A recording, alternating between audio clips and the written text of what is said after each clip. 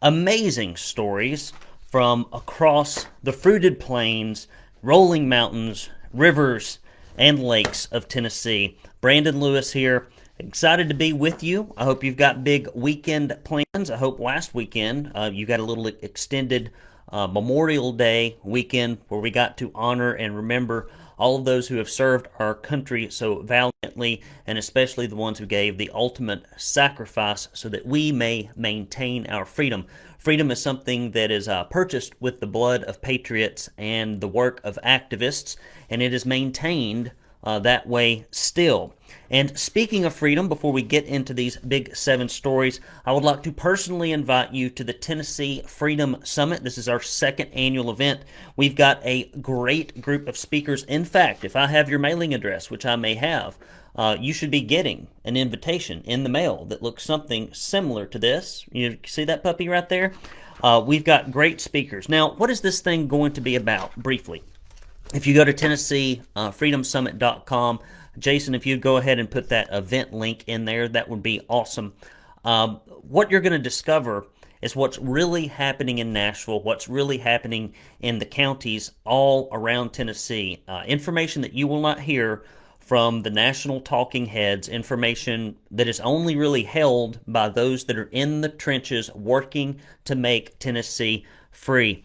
And Kevin says, praise God for conservative activists like you. Well, thank you, Kevin. Kevin's one of our big supporters. We could not do it without his help, and we've got hundreds and thousands of others that assist. So who do we have here? We've got Dennis Powers. He's going to talk to us about illegal immigration and social media censorship and how we can get legislation hopefully through next session. We've got a lot of people fighting us, the left-leaning corporations that fund the Chamber of Commerce and the NFIB always try to stop this type of stuff, but hopefully we will have enough conservative voices up there to get it through.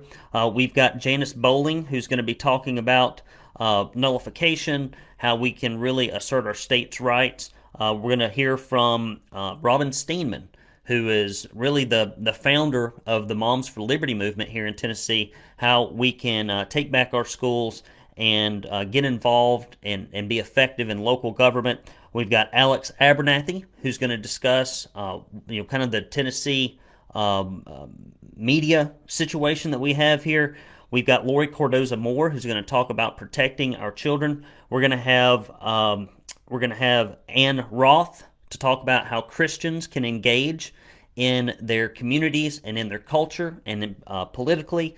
And we're also going to have Tori Venable of Americans for Prosperity and Gary Humble are going to be on our Brain Trust panel to talk about issues relevant to Tennessee. And I may have left some people out, but you get the deal. Now listen, we have limited seating. And I've done many events in my career where I have limited seating, and people always cry to me, can you fit me in? Can you put me somewhere? And I have to say no.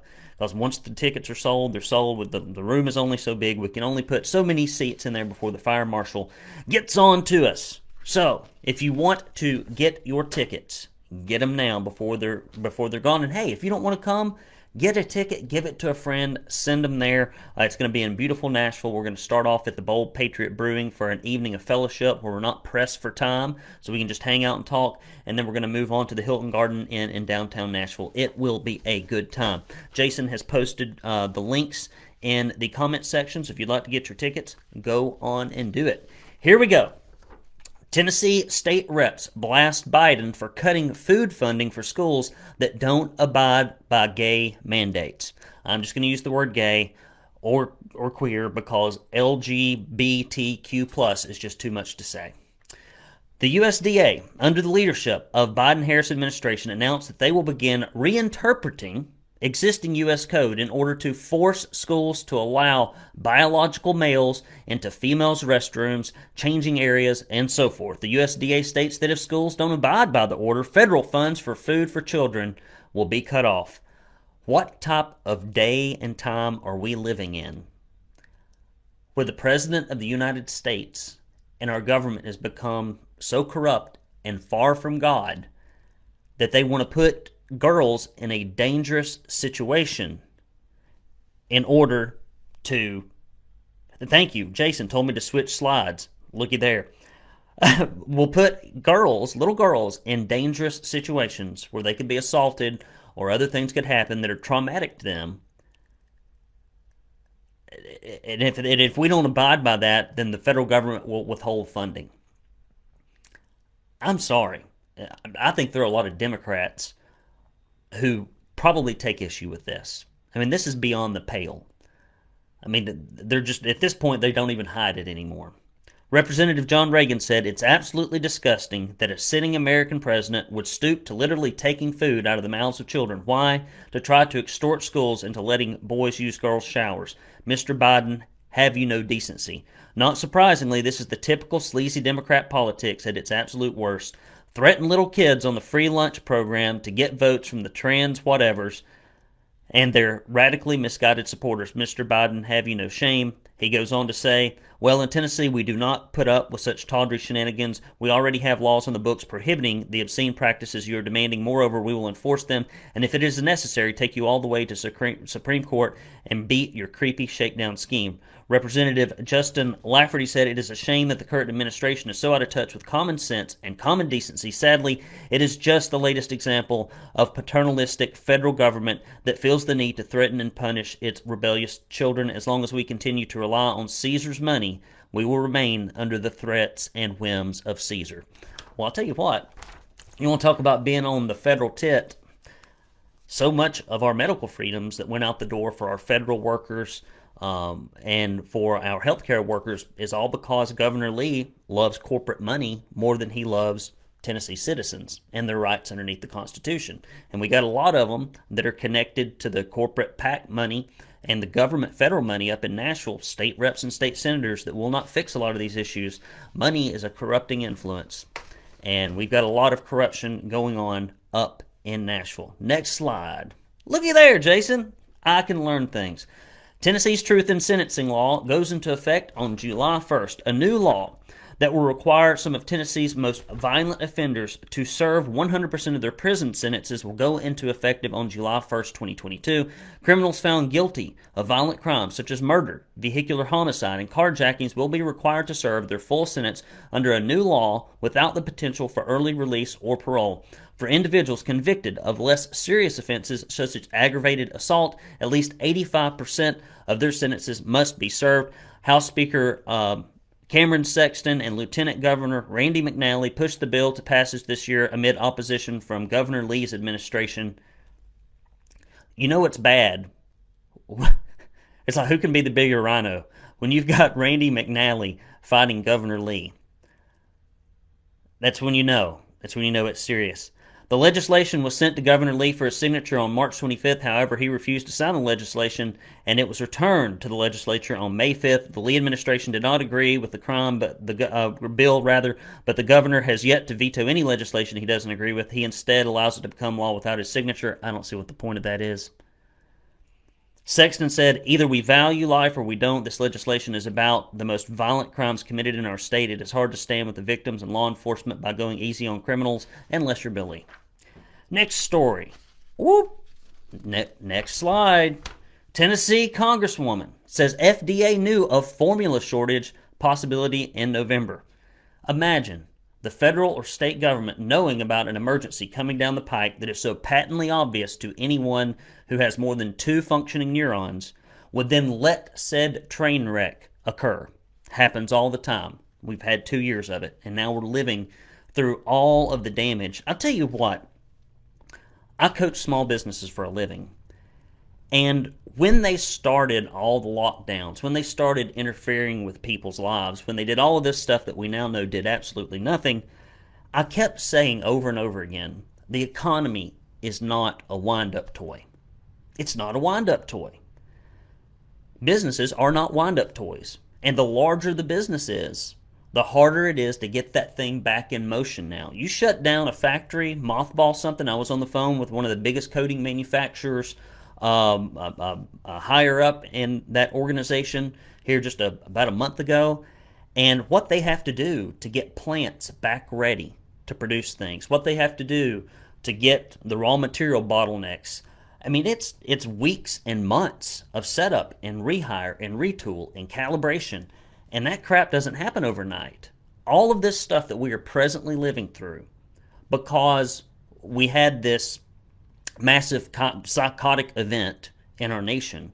We're paying the price for it now. And instead of trying to fix things, they keep doubling down by just printing money and putting us in an energy crisis. It is phenomenally absurd that this type of leadership is the best we have. And I think it's just fundamental evil has gotten into our nation. I believe it is spiritual in nature because it can't have anything to do with logic. Because the logical solutions to all these problems are so readily apparent, but we do not go down those roads for whatever reason. Back to the story. Enough rambling. U.S. Representative Diane Harshbarger has stated the Food and Drug Administration knew about the potential for shortage of baby formula as far back as November of 2021. Almost half of the nation's baby formula is out of stock because one facility, Abbott, makes 40% of the nation's supply. Harshbarger said, "It is a travesty when you don't plan ahead and you have one company that makes 40% of anything. The FDA knew it back in November. Why didn't they have a strategic backup plan to get formula from Europe? Our government is very reactive. They are never proactive in anything, and that's what I hate." Tennessee is one of the states that sold out of more than half of the regular supply of baby formula by the week of April 24th. However, Harshbarger stated that the White House has made a deal with Abbott to reopen closed plants within the next few weeks. Although the reopening will help, it will likely be 6 to 8 weeks before any formula from that plant hits the shelves. Of course, the economy is not a wind-up toy. Meanwhile, the formula shortage has left at least 2 children hospitalized due to the special formula the infants require not being available in stores. Very sad, very predictable. All right, guys, listen here. We can't run this thing on conservative wishes. Right now, I think we only have about 3.5% to 4% of subscribers that give. We need your help. One of the biggest reasons that we do not have conservative media outlets in Tennessee, you look around and say, why don't we have more conservative media outlets? Well, if you're one of the people that doesn't give any money, you're one of the reasons we don't have conservative media outlets. Conservatives have to quit giving conservatively while liberals give liberally. We've got to invest our time, our money, and our efforts. Buddy, I'm leading the way on this, and I expect you to follow suit. I expect you to follow my example and to put your hard-earned money and time into things that you care about. Many of you do, and if it weren't for you, we wouldn't be here. Mr. Powers made his comment down here, and he just said, have to create the crisis so you can live by liberal ultimatums. Never let a crisis go to waste. He is absolutely right. We need more Kevin Powers, and we could cover the whole state if I had about another 100 Kevin Powers, and maybe you are one of them out there. If you go to TennesseeConservativeNews.com/support, we will send you a Don't California, My Tennessee bumper sticker and a Proud Tennessean bumper sticker if you give any amount. And we'll also send you this directory of your elected officials. We're heading into primary season. Hopefully some of these names will change, especially the rhinos. The rhino report should be out next week. I'm going to make a phone call to the graphic designer today to see where they is on the project. Now, if you give $50 or more, or a recurring donation of $10 or more, you will get this Proud Tennessee Conservative tumbler. And if you are experiencing a baby formula shortage, if you put just about 1 ounce in here, and if you take a prayer hanky and you pray over it, 24 hours later, it will be full to the brim with the best baby formula that you've ever had. These statements have not been approved by the Food and Drug Administration, who saw the crisis coming and did nothing about it. Do get this tumbler. We need your money. We need your help. Thank you for those of you who do it. We got to keep the lights on around here. It is expensive to run this publication, and we got to get it to break even. That's why we don't have more conservative media outlets. You ask the question, why do we only have one conservative media outlet in the entire state that's 100% focused on Tennessee? Because conservatives don't engage financially like liberals do. The liberals and the corporations spend $450,000 per member up in Nashville just lobbying. That doesn't even count the money they put in the PAC welfare accounts. What are conservatives giving? It's a paltry comparison. If we had just a fraction of that, we could do great things, and I could reach more people, and I need your help to do it. Next story. Enough begging. Lee signs Tennessee campaign finance reform bill into law with reporting requirements for nonprofits. Tennessee Governor Bill Lee signed campaign finance reform bill on Friday that adds reporting requirements for political action committees, political candidates, and some nonprofits, except if you send out campaign mailers at taxpayer expense. There's no reporting for that whatsoever.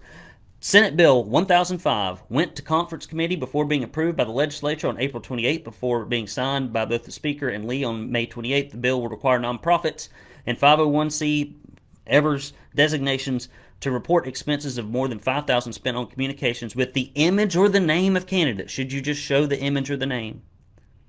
If you just show the name, you got to report. Now, if you take taxpayer money and show the candidate's name to help them get reelected at your expense, no reporting required. The bill provides exceptions to the rule for nonprofits, including for communication to members, lobbying during a special session, communications to groups such as Facebook followers who have opted in to receive communication. This is just an incumbent protection bill, and everybody who had their hands on it and voted for it, they just want to hold on to their power. And they're doing things that are against free speech. And it is troubling and aggravating, but it's predictable. You know, I scroll around on social media, and we're right now in the middle of an election season. And what you almost exclusively see on the feeds of all these rhinos that are running for office are pictures of them standing beside people that lead special interest organizations, like the Chamber of Commerce. And they're one of the biggest negative influences in our state. Not these local Chamber of Commerce. There's some great ones, especially in rural America. But I'm telling you, these metropolitan chambers of commerce and these in the state Chamber of Commerce, they do more harm than good in our state for personal freedom, individual freedom, censorship, illegal immigration, medical freedom, you name it. And that's the truth. That is the truth. They have bought and paid for so many representatives up in Nashville. It is shameful, the things that we can and can't do up there because of money. And it's the root of it. Next story. Nashville Metro asked Supreme Court for another look at school voucher decision. Rather than accepting the Tennessee Supreme Court's recent decision to allow the state's pilot education saving program to move forward, Metro Nashville is asking the court to rethink its decision. Nashville Mayor John Cooper said that the action was based on two reasons, stating that he believes the court incorrectly ruled that Metro Nashville Public Schools are not part of Metro Nashville government. He also said that Nashville's government believes the ESA program was unconstitutional because it applies to just 2 of 95 counties in the state, David and Shelby counties.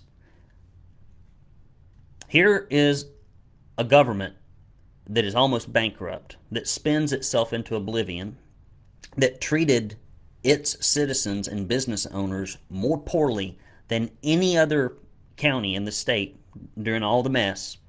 They're failing the kids by thousands and thousands of quote-unquote graduates who are functionally illiterate and not ready to go into the job market.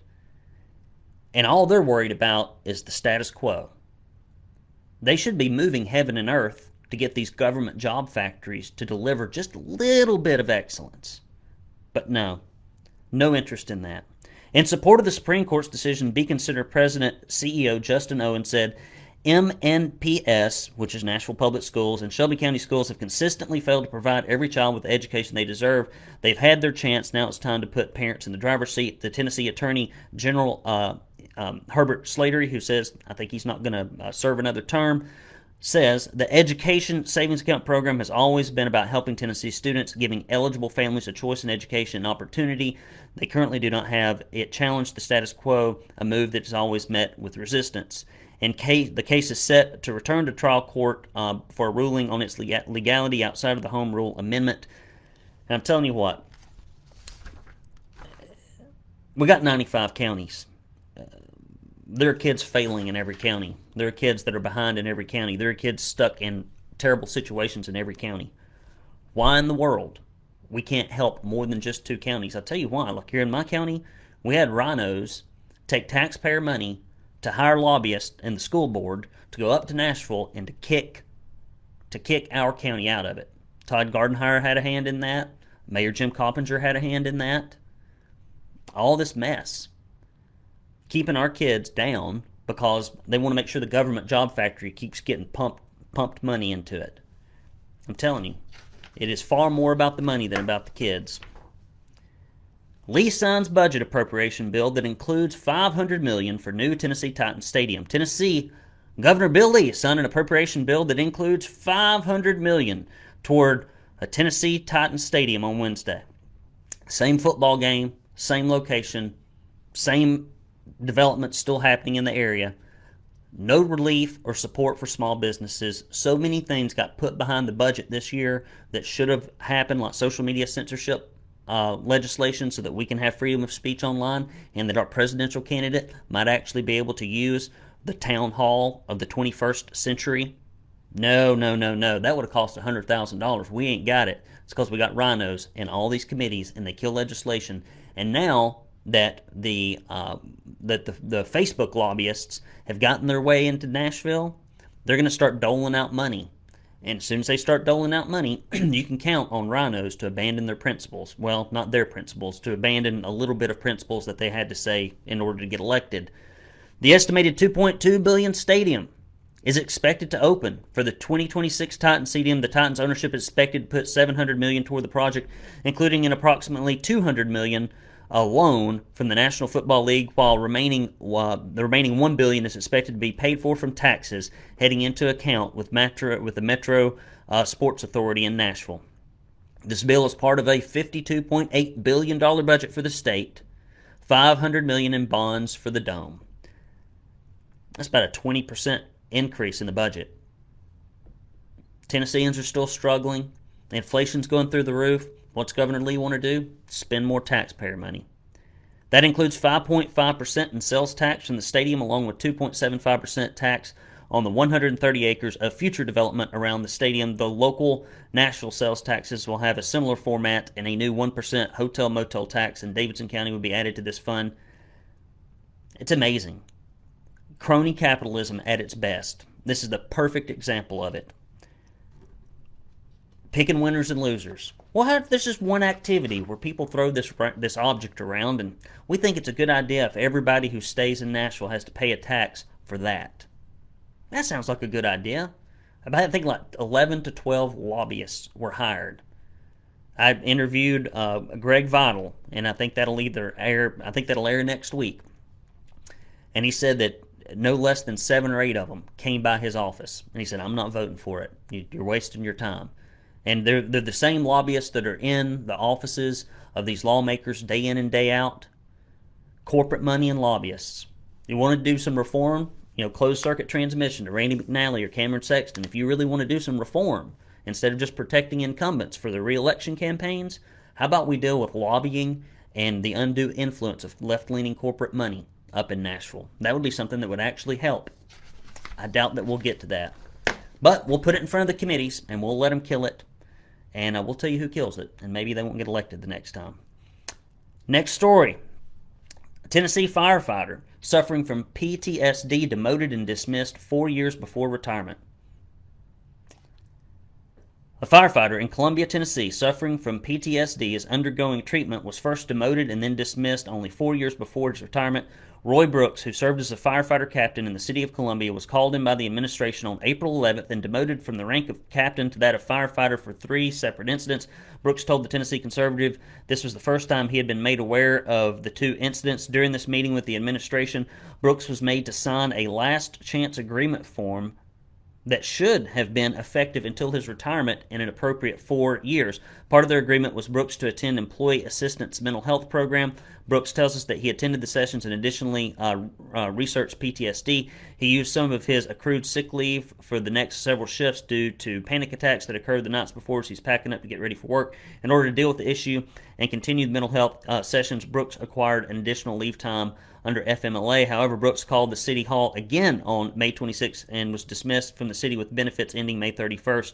In a nutshell, it was a sloppy process, but probably within legal realms. We fought it. The city would just clean up a bit and make the same conclusion. Brooks said the situation Brooks is facing closely resembles an issue a piece of legislation introduced into the last session of the Tennessee General Assembly was attempting to address, but sank after several lawmakers and local officials spoke out concerns that the local entities that provide the benefits would be too expensive. All right. Those are your news stories, things that are happening in the state of Tennessee. So, for those of you who only want the news, you can tune out now because we're just going to BS here for a minute. I've been thinking a lot lately about George Jones. George Jones is just a phenomenal singer. I love old country music, and I have this vivid memory when I grew up. We lived in a little sawmill slat house with Dad. We did not have a sink except in the kitchen. But the sink in the kitchen didn't have a mirror in front of it. And so when I was young, I think I was in about 7th grade, I started growing chin whiskers. I used to be mad because I couldn't grow them, and now I got hair, comes out here, it's coming out of my ears, it's growing on my back, it's just slowly, migrating from the top of my head down to the rest of my body. And I can remember standing in front of that mirror, and I'd have to reach over, and you'd have to use the tub water to shave. And I remember the first time I ever heard "He Stopped Loving Her Today," and I was like, that is a tragically beautiful song. And so I've been digging into the deep cuts of George Jones. I think he's the only artist to ever have a #1 hit in 5 decades. So I would recommend that you go to your favorite song provider, Spotify, Pandora, wherever you listen, and just type in the Essential George Jones playlist, and maybe we could all compare notes when we come back. What do you have in store for this weekend? Let me know in the comments section. Tell me what you think about all of these stories. And what am I going to do? I got into, this looks like monkeypox. I was bit by a monkey that escaped from the Chattanooga Zoo. There was an altercation on Brainerd Road, but I'm recovering from monkeypox. No, I got into some poison sumac on the new place. I cut a quarter-mile trail around the house, and apparently I wore some clothes, but not enough, and it got through there. So I've been battling that. We're moving boxes in and out. There's about 12 people out at my house. The new house. Vehicles all over the place. It is a gigantic mud pit. They are laying sod today. So hopefully we're at the home stretch. Old Uncle Brandon's getting a little worn out with building this house, if you cannot tell. And I hate to continue to complain about it, but it's what's on my mind, and occasionally people like to know what I'm thinking about. And that's what I am thinking about. My father-in-law is going to come to the new property and to put in doorknobs. And so I get to hang out with my dad-in-law, and he's a fantastic fellow. And my wife and I are actually going to get to go out on a date Saturday night. We need it. We need it. We're stretched thin. Jill says, my plan was to sell my home in the Northern Virginia swamp and move to Southeast Tennessee as a retired person. It looks like your governor is as bad as Virginia's rhino governor. I'm happy to have found the Tennessee Conservative Organization, but wondering if I might be going from, I can't read the rest of it, probably from going from the frying pan into the fire. We're not going to be as bad as Virginia, because Virginia has a big, huge deposit of federal employees in it, which primarily shifts and lurches the state left. We don't have that, but we're headed in that direction. Left-leaning corporate influence is destroying the conservative fabric of our state. And we've got to find more subscribers throughout Tennessee so that we can make people aware of what's really going on so they can vote differently. We just need different leadership. We need new leadership in Tennessee. That's one of the only things that's going to fix this, and we need a better network of plugged-in conservatives, and we need more conservative media in this state. If we do that, we can fix a lot of these problems. I'm optimistic about it. I can see the path forward. We need better candidate recruitment. We need better candidate training. We need more conservative news outlets, and we need a few rich conservatives that live in this state to pony up some serious money like the liberals do. We got liberals from out of state that put more money into Tennessee than we have conservative, wealthy folks that put money into Tennessee. And that's the truth. You can look at the campaign disclosures and see that. Jill said, I sent you a donation. Well, thank you, Jill. I appreciate that very much. We need it. We will put that money to good use. All right. For those 3 people that are still remaining listening to this podcast, I do appreciate your support. John, say hello, John. Hello, John. That's John. John works in my office occasionally. If you go to the Tennessee Freedom Summit website, he built that. He builds websites for my other business, and he helps me in this one as well. Got a great crew. We do it. We hit above our weight. We're a very small band, but we look bigger than what we are. And that's thanks to you. Thank you for sharing our content. Thank you for interacting. Thank you for sending donations.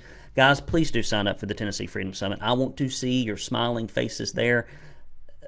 Things happen. Special things happen when you see people in person. It really does. I'm telling you. There's a magical, transformative thing that happens when humans who share similar principles, especially people of faith, gather together. That's why God commanded us to get together for the Sabbath and to break bread with one another. And we need to do that We need to do that up in Nashville. TennesseeFreedomSummit.com. Get your tickets. Buy one of those sponsor tickets. Buy one of those host tickets. It would really help us defray the expenses. There's no money left over when the dust settles for that ticket price. So anything you could chip into the kitty, we would appreciate it. Love you. Mean it. Have a fantastic weekend. You'll be hearing more from me next week. Brandon Lewis with the TennCon Big 7. Take care.